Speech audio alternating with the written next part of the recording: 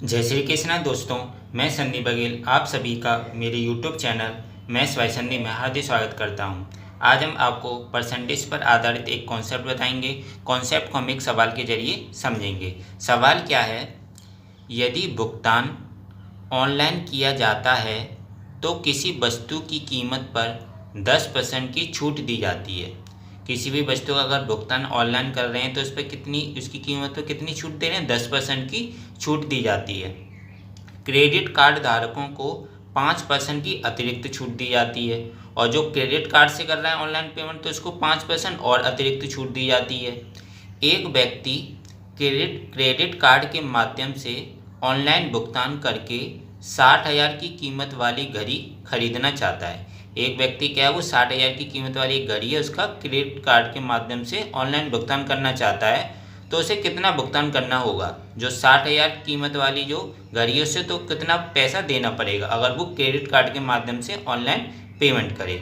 तो इसमें डाटा में दिया, एक तो 10% की छूट दे रहे हैं, कब देना? जब ऑनलाइन भुगतान किया जा रहा है, और जब क्रेडिट कार्ड से कर रहे हैं तो 5% की और अतिरिक्त छूट दे रहे हैं। तो हमें पता है 10% छूट दे रहे हैं सबसे पहले अगर ऑनलाइन पेमेंट कर रहे हैं। तो 10% को अगर हम फ्रैक्शन में लिखें तो 1/10 हो जाएगा। 10% को फ्रैक्शन में लिखना है तो कैसे? 10% है, जैसे जी परसेंट दिया तो परसेंट को क्या लिख दिया? 10/100 लिख देंगे। तो 10/100, 10 से जी कितनी बार है? 10 बार, तो 1/10 हो गया। तो 10% को हमने 1/10 लिख दिया। अब छूट दी जा रही है, छूट मतलब कमी हो रही है। तो 10 का 10% एक तरह से 1 होता है, तो 10 में से 1 कम कर दे तो कितना हो गया? 9 हो गया। तो 10 से कितना हो रहा है? 10 से 9 हो रहा है। 10% छूट को मतलब 10 से वो क्या हो रही है, उसकी कीमत 10 रुपये थी, अब बाद में कितनी हो रही है? इसकी 9 रुपये हो रही है कीमत। अब क्रेडिट कार्ड से अगर वो पेमेंट कर रहा है तो 5% की और अतिरिक्त छूट दे रहा है। तो 5% की अतिरिक्त छूट दे रहा है तो 5% को फिर फ्रैक्शन में करेंगे तो 1/20 हो जाएगा। 5% का अगर फ्रैक्शन निकालें तो 5/100 करेंगे तो 5 से ये कितनी बार कटेगा? 20 बार। तो 5% का फ्रैक्शन क्या होगा? 1/20। तो एक तरीके से हम बोल सकते हैं जो 20 का 5% वो 1 है, तो 20 रुपये पहले उसकी कीमत थी और 1 कम होगी। 1 मतलब 5% की उसमें छूट होगी, तो 20 से फिर कितनी होगी? 20 से वो होगी 19। पहले 10 रुपये की जो मान लो इसकी कीमत थी 10 से 9 होगी, फिर वो 20 से 19 हो गई। तो ये दो डाटा दिया है। अब दोनों डाटा को हम क्या करेंगे? इनका आपस में गुणा कर लेंगे। तो 10 का 20 में गुणा किया तो कितना हो गया? 200, और 9 को 19 में गुणा किया तो 9 गुणा 19 बराबर 171। मतलब जो वस्तु की जो कीमत थी वो थी 200 यूनिट, लेकिन क्रेडिट कार्ड के माध्यम से भुगतान करेंगे ऑनलाइन भुगतान तो उसकी कितनी कीमत बननी? 171 यूनिट के बराबर। मतलब पहले उसकी 200 यूनिट थी और ऑनलाइन भुगतान करेंगे क्रेडिट कार्ड के माध्यम से तो कितनी हो रही? 171 यूनिट।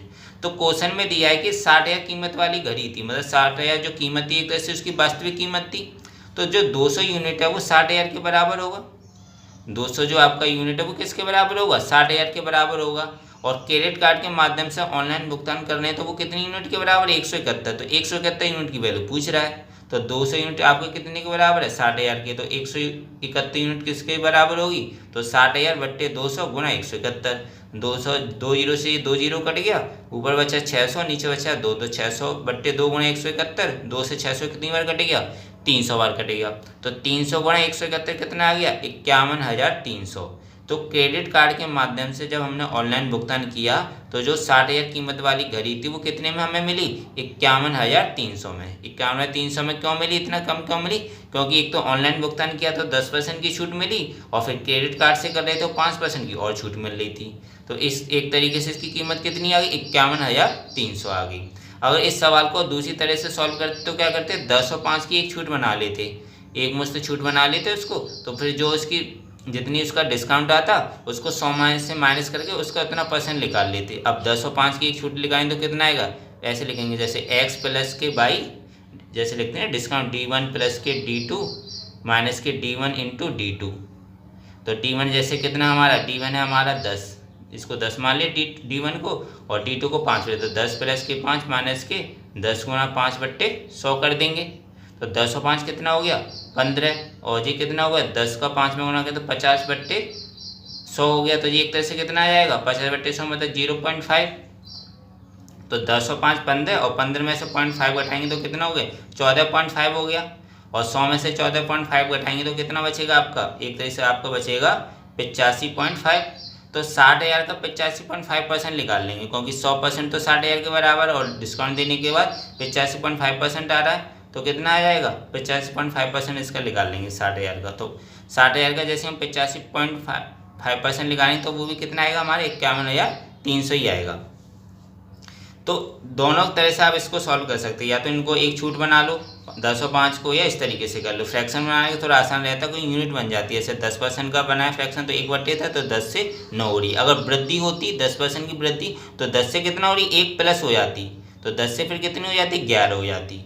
और 5% की वृद्धि होती तो 20 से 1 प्लस होती, तो 20 का कितना हो जाता 21 हो जाता। लेकिन यहाँ पर छूट हो रही है तो 10 से 9 हुआ और 20 का 19 हुआ। इनको दोनों का आपस में गुणा किया तो जी आया 200 यूनिट, और इन दोनों का आपस में गुणा किया तो 171 यूनिट। तो आपको पता है 200 यूनिट तो हमें दी थी एक उसमें क्वेश्चन में जो कितना दिया था डाटा 60,000, तो 200 यूनिट तो 60,000 के बराबर, तो 171 यूनिट का पूछ रहा है वो क्वेश्चन में।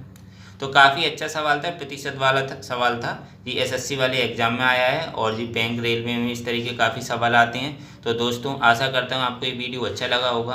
अगर वीडियो अच्छा लगा है तो लाइक करना बिल्कुल मत भूलें, शेयर करें ज़्यादा से ज़्यादा फ्रेंड्स फैमिली मेम्बर्स के साथ। और अभी तक अगर आप चैनल को नहीं सब्सक्राइब किया हो तो चैनल को जरूर सब्सक्राइब करें, बेल आइकन दबा के और नोटिफिकेशन में रखिएगा। इससे क्या होगा कि जब भी मैं वीडियो डालूंगा आपको इस वीडियो का नोटिफिकेशन मिल जाया करेगा और आप इस वीडियो को देख लिया करेंगे। मिलता हूँ नेक्स्ट वीडियो में दोस्तों, थैंक यू सो मच।